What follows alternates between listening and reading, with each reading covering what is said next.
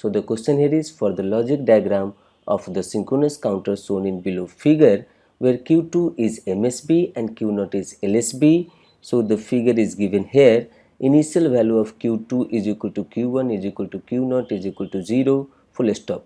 Modulus of the counter is fill in the blanks, full stop. So यहाँ पर इस type के questions को बनाने से पहले हम लोग पहले एज पर their connection we will write their terms. So जैसे कि कनेक्शन दिया हुआ है J0 is equal to K0. So this J0 K0 is connected through this line. So this line is nothing but this is Q2 bar. Similarly यहाँ पर ये J1 is equal to K1 और यहाँ देखिए ये J1 K1 हमारा Q0 से connected है. So this we can write it here as a Q0 and this J2 is equal to ये एक इनपुट है यहाँ पर इस AND गेट का एक इनपुट है Q1 और दूसरा इनपुट है यहाँ पर Q0. So this J2 is equal to Q1 ANDed with Q0 and this K2 is connected through this Q2, so that we can write it here this K2 is equal to Q2. अब यहाँ पर ये जो हम लोग यहाँ पे derive किए हैं इसका relationship, so we can use that table for the simplification of this problem. तो यहाँ पर अगर एज पर द कनेक्शन इसको फिलअप कर लेते हैं जो कि ब्रैकेट का टर्म्स है J2 K2 J1 K1 J0 K0 का, और यहाँ पर एज पर द क्वेश्चन ये इनिशियल वैल्यू दिया हुआ है Q2 is equal to 0, Q1 is equal to 0, Q0 is equal to 0. So यहाँ पर ये फर्स्ट क्लॉक आने से पहले edge per this output Q2 0, Q1 0, Q0 0, इसके इनपुट हमको पहले फिलअप करना है. सो जैसे कि इसमें दिया हुआ है J2 is having that ending with Q1 and Q0. तो यहाँ पर ये क्या हो जाएगा, Q1 हमारा 0 है, Q0 हमारा 0 है तो ये हो जाएगा 0, Q2 हमारा 0 है तो ये भी हो जाएगा 0, Q0 हमारा यहाँ पर 0 है तो ये भी हो जाएगा 0 और यहाँ पर K1 भी हमारा हो जाएगा 0 और उसके बाद ये Q2 है हमारा 0 तो Q2 बार क्या हो जाएगा 1 और ये भी हो जाएगा 1. सो यहाँ पर अब J के फ्लिप फ्लॉप के फंक्शन टेबल के अकॉर्डिंग यहाँ पर जब क्लॉक देंगे तो आपको नेक्स्ट स्टेट का आउटपुट आएगा. So as we know that यहाँ पर J के का इनपुट जब 0 0 है तो नेक्स्ट स्टेट आउटपुट में सेम आउटपुट होता है जो पहले से है. तो यहाँ पर ये 0 है तो यहाँ पर ये 0 आएगा, फिर ये 0 0 है तो ये पहले 0 था यहाँ पर तो यहाँ पर भी 0 आएगा, और ये 1 1 है यहाँ पर this J0 K0 is having their input as 1 1 तो ये टॉगल करेगा तो ये पहले 0 था अब यहाँ पर ये 1 हो जाएगा. सो फर्स्ट क्लॉक पल्स के बाद आपको आउटपुट मिला 0 0 1. अब उसके बाद इस 0 0 1 के अकॉर्डिंग यहाँ पर सेकेंड क्लॉक आने से पहले इनपुट में चेंजेज आएगा. तो यहाँ पर देखिए ये हो गया 0, ये हो गया 0 और यहाँ पर Q0 है हमारा 1 तो ये भी हो जाएगा 1, ये भी हो जाएगा 1. फिर यहाँ पे Q2 है हमारा 0 तो Q2 बार क्या हो जाएगा 1, ये भी हो जाएगा 1. सो अब फिर से यहाँ पे फंक्शन टेबल के अकॉर्डिंगली यहाँ पर हमारा आउटपुट आएगा. सो 0 0 नो चेंज तो ये हो गया 0, 1 1 मतलब टॉगल तो ये था 0, ये हो गया 1, फिर यहाँ पे 1 1 तो ये था 1, अब टॉगल करके ये हो जाएगा 0. सिमिलरली अब ये 0 1 0 के अकॉर्डिंग यहाँ पर थर्ड क्लॉक आने से पहले इनपुट में मॉडिफिकेशन होगा. सो यहाँ पर हमको मिला ये 0, उसके बाद फिर ये मिला हमको 0 0 क्योंकि Q0 यहाँ पर 0 है तो यहाँ पर ये भी दोनों 0 होगा. फिर यहाँ पे Q1 Q0 का हमारा एंडिंग होकर के यहाँ पे आएगा तो ये 0, उसके बाद फिर ये हो गया 1, ये हो गया 1. सो जैसे कि हम लोग जानते हैं ये J के फ्लिप फ्लॉप के फंक्शन टेबल के अकॉर्डिंग, सो ये हो जाएगा हमारा 0 0 मतलब नो चेंज तो ये हो गया 0, फिर यहाँ से 0 0 तो नो चेंज तो ये था 1 तो ये भी रह जाएगा 1, फिर ये हमारा 1 1 तो मतलब टॉगल तो ये 0 टॉगल करके हो जाएगा 1. सो ऐसा करके आप चेक करेंगे तो फोर्थ क्लॉक के लिए ये मिलेगा आउटपुट और फिफ्थ क्लॉक के लिए ये मिलेगा. और अगर आप इस पैटर्न को ऑब्जर्व करेंगे तो फिफ्थ क्लॉक पल्स के बाद हमारा ये रिपीट हो रहा है, मतलब फिफ्थ क्लॉक में रिपीट हो रहा है. So to complete one cycle how many clock pulse it is required 5 clock pulse. So जैसा यहाँ से हम लोग लिख सकते हैं 0 to 1, फिर उसके बाद 1 से 2, 2 से 3, 3 से 4 एंड अगेन 4 से 0. सो फर्स्ट क्लॉक पल्स के बाद ये मिला, सेकेंड क्लॉक पल्स के बाद ये मिला, उसके थर्ड क्लॉक पल्स के बाद ये मिला, फोर्थ क्लॉक पल्स के बाद ये मिला और फिफ्थ क्लॉक पल्स के बाद 4 to 0 जा रहा है, मतलब यहाँ से रिपीटेशन स्टार्ट हो रहा है, मतलब साइकिल कंप्लीट हो गया. तो यहाँ पर आप देखें कि मॉड वैल्यू क्या होता है, तो एक साइकिल में कितने डिफरेंट स्टेट्स हैं, that is called their modulus. So their modulus is equal to यहाँ पर इसका मॉडुलस क्या हो जाएगा, तो ये है हमारा 0, इसका मतलब ये हो गया एक स्टेट, ये हो गया दूसरा स्टेट, ये तीसरा, ये चौथा, ये पांचवा। सो एक साइकिल में कितने डिफरेंट वैल्यूज़ हैं, that is called their modulus of the counter. यहाँ पे कितने डिफरेंट स्टेट है, that is called modulus of the counter. तो 5 डिफरेंट स्टेट्स हैं, इसका मतलब इसका मॉड वैल्यू हो जाएगा 5। और यहाँ पर जब भी इस तरीके का प्रॉब्लम दे तो आप यहाँ पर इस टेबल से जाएंगे तो गलती होने का चांसेस कम रहेगा। शुरू में आपको थोड़ा बड़ा दिख रहा होगा टेबल, लेकिन एक दो बार आप प्रैक्टिस करेंगे और ये फंक्शन टेबल अगर आपको आते रहेगा तो ये टेबल बनाने में बहुत कम टाइम लगेगा, लेकिन आंसर सही आने की चांसेस बढ़ जाएगी अगर आप छोटा सा भी मिस्टेक आप नहीं करते हैं तो यहाँ पर इस तरीके से, जैसे कि ये क्वेश्चन हमारा NAT से बिलोंग करता है, यहाँ पर हमने दिया है NAT, so that is the reason the final answer for this question is 5 here. So mod value of this counter will become 5. So finally the answer for this question is 5, and by this way this is the end of the explanation for this question. So the question here is a 2:1 digital multiplexer having a switching delay of 1 microsecond is connected as shown in figure, full stop. The output of the mux is connected as input clock to the 2-bit ripple counter, full stop. Initially all the outputs of the counter QA is equal to 0 and all the inputs of T flip-flop are high. So this is the figure here. The frequency at QB in kilohertz is fill in the blanks. So यहाँ पर अगर आप देखेंगे तो 2-3 concept को एक साथ मिला करके इस क्वेश्चन को डिज़ाइन किया गया है। सबसे पहले आपको टी फ्लिप फ्लॉप का ऑपरेशन मालूम होना चाहिए, रिपल काउंटर का आइडिया होना चाहिए, यहाँ पर ये मक्स यूज़ किया गया है एज ए पल्स जनरेटर। सो ये सारी चीज़ों को मिला करके ये क्वेश्चन डिज़ाइन किया गया है और इस टाइप के क्वेश्चंस गेट में आने की संभावना ज़्यादा होती है, गेट में पूछे जाते हैं। तो चलिए इसका डिटेल सॉल्यूशन देखते हैं। सो यहाँ पर जैसा कि आप देख रहे हैं कि मक्स के आउटपुट को यहाँ पर सेलेक्ट लाइन से टाई किया गया है, मतलब ये शॉर्टेड है।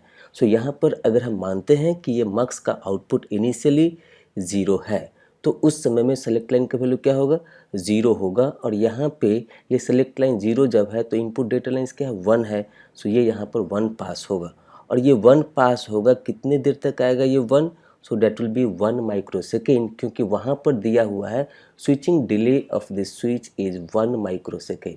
सो यहाँ पर ये 1 माइक्रोसेकेंड तक ये आउटपुट हाई रहेगा और उसके बाद ये जो S का वैल्यू 1 हो जाएगा यहाँ पर, तो ये S इज इक्वल टू 1।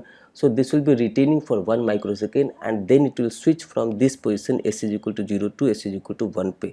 तो जैसे ये स्विच होगा तो यहाँ पर का हमारा इनपुट लाइन क्या है, 0। सो ये 0 हमारा पास होगा आउटपुट लाइन में for the further 1 microsecond. So by this way it is repeating over there and generating here pulse which is having the duration of 2 microsecond. तो इसका फ्रीक्वेंसी क्या हो जाएगा, this F is equal to 1 by T, so that it will become 1 by 2 into 10 to the power minus 6, so that is equal to 500 kilohertz. ये 500 kilohertz का जो frequency मिला, सो ये हमारा इस रिपल काउंटर का इनपुट फ्रीक्वेंसी है और ये 500 किलोहर्ट्ज़ इसको दिया गया TA का इनपुट है। सो TA का इनपुट क्या होगा, 500 किलोहर्ट्ज़। तो जैसा कि हम लोग जानते हैं टी फ्लिप फ्लॉप का, यहाँ पर टी फ्लिप फ्लॉप का आउटपुट फ्रीक्वेंसी क्या होगा, तो QA का जो फ्रीक्वेंसी होगा वो हमारा इस इनपुट फ्रीक्वेंसी का हाफ होगा। सो यहाँ पर अगर ये 500 किलोहर्ट्ज़ है तो ये हो जाएगा 250 kilohertz. This QA is equal to half of the input frequency. Similarly इस TB फ्लिप फ्लॉप में जिसका आउटपुट QB है तो इसका इनपुट फ्रीक्वेंसी होगा 250 किलोहर्ट्ज़।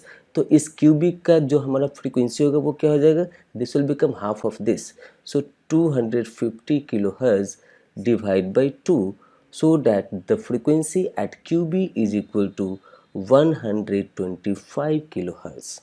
So आप इस चीज़ को ध्यान में रखिएगा कि टी फ्लिप फ्लॉप का जो भी इनपुट फ्रीक्वेंसी होगा उसका आउटपुट फ्रीक्वेंसी इनपुट फ्रीक्वेंसी का हाफ होता है एज पर देयर ऑपरेशन। तो ये यहाँ पर मिल गया 250 kilohertz. Similarly for this TB flip flop there output is 125 kilohertz. So अब देखते हैं यहाँ पर हमारा यहाँ पे फ्रीक्वेंसी पूछा गया है QB का in terms of kilohertz, so that their answer will become, numerical answer will become 125, क्योंकि ये NAT में पूछा गया है तो इसका न्यूमेरिकल वैल्यू हो जाएगा 125।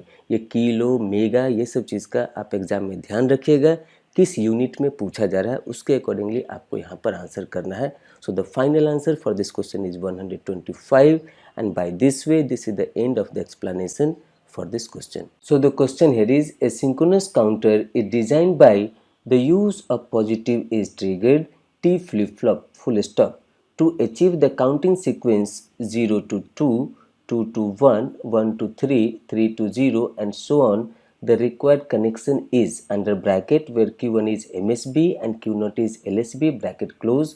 Option A, T1 is equal to 1 and T0 is equal to Q1 bar. Option B, T1 is equal to 1 and T0 is equal to Q1. Option C, T1 is equal to 0 and T0 is equal to Q1 bar. Option D, T1 is equal to 0 and T0 is equal to Q1. So यहाँ पर इस type के problem को बनाने से पहले आपको T flip flop का एक्साइटेशन टेबल मालूम होना चाहिए, फिर ये आसानी से बन जाएगा. सो this is the excitation table for this T flip flop. जैसा कि यहाँ पर काउंटिंग सीक्वेंस दिया हुआ है 0 से 2, 2 से 1, 1 से 3, 3 से 0. सो इसमें हमारा सबसे मैक्सिमम वैल्यू है काउंट का, वो है 3. तो 3 को बाइनरी में लिखेंगे तो क्या होगा, ये होगा 1 1. इसका मतलब 2 फ्लिप फ्लॉप चाहिए. हम लोग इसको मानते हैं ये हमारा इसका नॉर्मल आउटपुट है Q1 एंड Q0 और इसका नेक्स्ट स्टेट आउटपुट है Q1 प्लस Q0 प्लस. सो यहाँ पर इस एक्साइटेशन टेबल के हेल्प से यहाँ पर इस टेबल को फिलअप करते हैं. ये हमारा प्रेजेंट स्टेट है, ये नेक्स्ट स्टेट है, ये हमारा इनपुट्स है. सो जैसे कि यहाँ पर दिया हुआ है कि हमारा स्टार्टिंग स्टेट क्या है 0, तो इसका बाइनरी फॉर्म प्रेजेंट स्टेट में क्या होगा 0 0 और ये 0 से कहाँ जा रहा है 2. सो नेक्स्ट स्टेट इज 2, तो उसका बाइनरी क्या होगा 1 0. सिमिलरली जब ये हमारा प्रेजेंट स्टेट है 1 0 एज ए 2, तो नेक्स्ट कहाँ जा रहा है 1 पे जा रहा है. So this can be written as 0 1. और जब ये हमारा प्रेजेंट स्टेट है 0 1, तो उसके बाद कहाँ जा रहा है, सो ये जा रहा है 3 पे. So we can write it here 1 1. जब प्रेजेंट स्टेट है 1 1, तो नेक्स्ट कहाँ जा रहा है 0 पे जा रहा है, तो इसका बाइनरी क्या हो जाएगा 0 0. सो यहाँ पर ये हमारा एक्साइटेशन टेबल के हेल्प से इस इनपुट साइड को फिलअप करेंगे. तो देखिए यहाँ पे ये Q1 का वैल्यू है 0 और Q1 प्लस का वैल्यू है हमारा 1. सो जब ये 0 से 1 जा रहा है तो ये रो हमारा सिलेक्ट होगा और उसमें T इनपुट क्या हो जाएगा 1. तो इसलिए हमारा यहाँ पर T1 इनपुट क्या हो जाएगा 1. यहाँ पर ये Q0 का वैल्यू है 0 और यहाँ पर Q0 प्लस का वैल्यू है 0. इसका मतलब कि ये रो हम लोग लेंगे और यहाँ पर T इनपुट क्या है 0, तो इसलिए T0 का इनपुट हमारा क्या हो जाएगा 0. सिमिलरली यहाँ पर सेकेंड रो में ये क्या है 1, ये हमारा 1 और ये हमारा 0. सो ये 1 से 0 में जा रहा है. सो जब ये 1 से 0 में जा रहा है तो उसमें T इनपुट क्या है 1, तो यहाँ पर ये हो गया 1 और ये हमारा 0 और यहाँ से जा रहा है 1. मतलब ये Q0 है हमारा 0 और Q0 प्लस है हमारा 1. सो जब ये 0 से 1 जा रहा है तो उस समय T0 इनपुट भी हमारा 1 होगा. सिमिलरली आप ये पूरे टेबल को फिलअप करेंगे तो आपको दिखेगा कि यहाँ पर ये टी फ्लिप फ्लॉप का जो इनपुट है, ये T1 फ्लिप फ्लॉप का जो इनपुट है वो हमको मिला. दिस T1 इज़ कम्प्लीटली 1 है. तो यहाँ पर तो साफ साफ दिख रहा है कि चारों हमारा 1 है, तो डायरेक्टली लिख सकते हैं T1 is equal to 1. But अगर ऐसा नहीं हो तो आप के मैप का भी हेल्प ले सकते हैं. सिमिलरली ये T0 के लिए हम लोग देखेंगे तो यहाँ पर as per their K map this is forming one dual here and this is giving here the term as a Q1. So यहाँ पे T0 क्या हो जाएगा Q1. अगर आप के मैप नहीं बनाना चाहते हैं तो यहाँ से भी आप इस टेबल से भी इसको बना सकते हैं. सो ये है हमारा 1, इसके कॉरस्पॉन्डिंग जो हमारा प्रेजेंट स्टेट का कॉम्बिनेशन है ये है हमारा 1 0. यहाँ पर ये है 1, तो इसके कॉरस्पॉन्डिंग जो प्रेजेंट स्टेट का हमारा कॉम्बिनेशन है ये है हमारा 1 1. अब देखिए यहाँ पर ये Q1 is consistent as 1 and 1 but this Q0 is changing. So ये हमारा Q0 एलिमिनेट हो जाएगा और Q1 रहेगा as per this K map also. So we got it here T0 is equal to Q1 and T1 is equal to 1. अब इसको हम लोग ऑप्शन से मैच करते हैं. तो अगर आप ऑप्शन में देखेंगे तो ऑप्शन बी में हमारा T1 इज इक्वल टू 1 है and T0 is equal to Q1 है. So as I had mentioned that this is MSQ, so that the final answer for this question is option B. So by this way this is the end of the explanation for this question. So the question here is, consider the sequence detector state diagram given below. So this is the state diagram here, starting at the state S0, that is reset state. If the input is given as 1 1 0 111 0 110 under bracket, input is given from left to right serially, then the number of times S2 is traversed is fill in the blanks. सो यहाँ पर हम आपको थोड़ा सा बताना चाहेंगे कि पिछले कई सालों से गेट एग्ज़ाम में स्टेट डायग्राम और सीक्वेंस डिटेक्टर के बेसिस पे कई सारे क्वेश्चंस पूछे जा रहे हैं। तो आप इसके अलावा और भी थोड़ा सा प्रॉब्लम को प्रैक्टिस कर लेंगे तो आपका कॉन्फिडेंस बना रहेगा, आप वहाँ पे एनालाइज कर पाएंगे और अच्छे से आंसर दे पाएंगे। सो अब हम लोग इसका डिटेल सॉल्यूशन देखते हैं। तो जैसे कि स्टेट डायग्राम में दिया हुआ है, ये S0, S1, S2, S3 ये 4 डिफरेंट स्टेट्स हैं और ये जो ऑब्लिक 0 दिया हुआ है, यहाँ पर ऑब्लिक 0 है, यहाँ पर ऑब्लिक 0 है, यहाँ पर ऑब्लिक 1 है, ये इसका आउटपुट बताता है। और यहाँ पर ये जो एरो मार्क के ऊपर जो 1 और 0 दिया गया है, ये इसका इनपुट बताता है। तो यहाँ पर इसको एनालाइज करते हैं अब हम लोग। तो यहाँ पे लेफ़्ट साइड से इनपुट दिया जा रहा है। सो लेफ़्ट साइड से पहला इनपुट है 1 और क्वेश्चन में मेंशन है कि इनिशियली S0 स्टेट में है, रीसेट स्टेट में है। तो जब आप यहाँ पर देंगे इसको इनपुट 1 तो ये S0 से S1 में जाएगा। अगर आप इनपुट देंगे 0 तो ये इसी स्टेट में रह जाएगा। तो जैसा कि यहाँ पर इनपुट दिया गया है, फर्स्ट इनपुट दिया गया है 1, so with input 1 this will change the state from S0 to S1। अब ये आ गया S1 पे। तो जब ये S1 पे आ गया तो यहाँ से दो ये इसके लिए पाथ बन रहा है। एक कि अगर आप इनपुट देंगे 0 तो इधर जाएगा, अगर आप इनपुट देंगे 1 तो इधर जाएगा। सो यहाँ पर हमारा सीक्वेंस में दिया हुआ है इनपुट 1, तो अब यहाँ पे ये ट्रांजिट होगा S1 से S2 में। तो यहाँ पे लिखा हुआ है input 1 then it will transmit from S1 to S2। तो यहाँ पे जाएगा, ये S2 पे जाएगा। अब ये आ गया S2 पे। तो यहाँ पे भी सेम चीज़ कि S2 पे है, अगर आप इनपुट देंगे 1 तो ये जाएगा S3 में, अगर आप इनपुट देंगे 0 तो ये जाएगा S0 में। तो जैसे कि यहाँ पर इनपुट है, हमारा थर्ड इनपुट है 0, so input 0 it will change the state from S2 to S0। तो ये यहाँ पर गया S0 पे। अब फिर यहाँ पर आपका जो चौथा इनपुट है वो क्या है 1, सो S0 से फिर हमारा कहाँ जाएगा, ये हमारा जाएगा S1 पे। अब ये आ गया S1 पे, तो ये S1 पे आ गया। तो यहाँ पर फिर आप दे रहे हैं नेक्स्ट इनपुट 1, तो ये चेंज होकर के कहाँ जाएगा, S2 पे जाएगा। सिमिलरली यहाँ पर आप दे रहे हैं नेक्स्ट इनपुट 1 और ये S2 स्टेट में है, तो फिर कहाँ जाएगा, अब जाएगा ये S3 स्टेट में। So input 1 then it will goes from S2 to S3। उसके बाद जब ये S3 पे आ गया तो यहाँ पर अगर आप इनपुट देंगे 0 तो ये यहाँ से जाएगा S0 पे। तो यहाँ से S3 से ये जा रहा है S0 पे। अब उसके बाद फिर जो नेक्स्ट इनपुट आप दे रहे हैं यहाँ पर, ये है हमारा 1। So if the input is 1 again it is transmitting from S0 to S1। तो ये यहाँ पर आ गया। तो यहाँ पर हमने लिखा है। फिर उसके बाद यहाँ पर इनपुट दे रहे हैं 1, तो ये चेंज होगा S1 से S2 में। फिर आप लास्ट इनपुट दे रहे हैं 0, तो यहाँ पर जब आप देंगे 0 तो ये जाएगा S2 से S0 में। सो ये यहाँ से यहाँ पे कंप्लीट हो गया। अब आपको यहाँ पर चेक करना है कि S2 कितनी बार ये ट्रेवर्स किया for this input.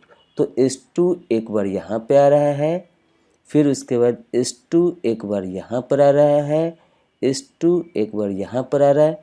So total 3 बार इस इनपुट के लिए जो ये हमारा रोटेशन हुआ है स्टेट का, तो यहाँ पर इसमें 3 बार S2 ट्रेवर्स हुआ है।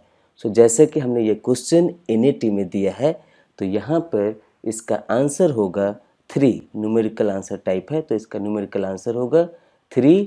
सो by this way this is the end of the explanation for this question. So the question here is a D flip-flop is required to change into JK flip-flop full stop. The required logical expression to make the change in D flip-flop into JK flip-flop is, so this is the D flip-flop given here. Option A, D is equal to J into Qn plus K bar into Qn. Option B, D is equal to J bar into Qn plus K into Qn bar. Option C, D is equal to J into Qn bar plus K bar into Qn. Option D, D is equal to J bar K plus JK bar. So this is the question based on the conversion from one type to another type. So in this question I had asked that to change from D to JK flip flop. So जिस type का हमको चाहिए, यहाँ पर हमको चाहिए JK flip flop. So यहाँ पर उसके लिए हम लोग यहाँ पर स्टेट टेबल लिखते हैं। ये स्टेट टेबल किसका होगा, तो रिक्वायर्ड फ्लिप फ्लॉप का। सो रिक्वायर्ड फ्लिप फ्लॉप क्या है, तो JK फ्लिप फ्लॉप यहाँ पर हमारा रिक्वायर्ड है, तो उसका हम लोग यहाँ पे स्टेट टेबल लिखेंगे। सो आप इस क्वेश्चन को बनाने से पहले एक बार स्टेट टेबल को ज़रूर रिवाइज कर ले for all the flip flops. So यहाँ पर जैसा कि हम लोग जानते हैं स्टेट टेबल से, if the present state is 0, JK is 0 0, then no change in their next state output, so that it will be 0 here. Now if this j and k is 0 and 1 and present state is 0, then their output, next state output is 0 here. Like that you can fill up this entire table, and here this D is the flip-flop where we need to write as per this Qn and Qn plus 1 value, we need to fill up their input here. So जैसा कि हम लोग जानते हैं कि Qn plus 1 and D both is having same, आप D flip flop में पढ़े होंगे कि Qn plus 1 is equal to D, तो डायरेक्टली यहाँ पर हम लिख सकते हैं ये Qn plus 1 का जो वैल्यू है वो D फ्लिप फ्लॉप के इनपुट साइड में फिलअप कर सकते हैं। अब यहाँ पर हमको चाहिए expression for D in terms of Qn JK, तो ये हमने इसके लिए यहाँ पर K मैप बनाया है। सो यहाँ पर अगर आप देखेंगे तो यहाँ पर ये एक ड्यूअल बन रहा है। So this is one dual, this is another dual, और एक और ड्यूअल बन रहा है बट ये हमारा रिडंडेंट ड्यूअल है। So this vertical dual is redundant dual क्योंकि उसके दोनों मीन टर्म ऑलरेडी हमारा अनदर ड्यूअल में इंक्लूडेड है। So this is redundant term, तो हमारा ये क्या होगा, so this will become here as a Qn bar into J, और ये जो हमारा ड्यूअल बन रहा है ये दोनों मीन टर्म को मिला करके जो हमारा ड्यूअल बन रहा है, so this is here Qn and here it is K bar. So we got it here, this D is equal to J into Qn bar plus Qn into K bar। ये जैसा कि MCQ है, आप इसको option से मिलाइए, option से मिलाएंगे तो ये दिखेगा आपको कि ये ऑप्शन सी में J इंटू Qn बार है plus K bar into Qn है, तो यहाँ पे as per the MCQ this option C is the right answer for this question, and this is the end of the explanation for this question.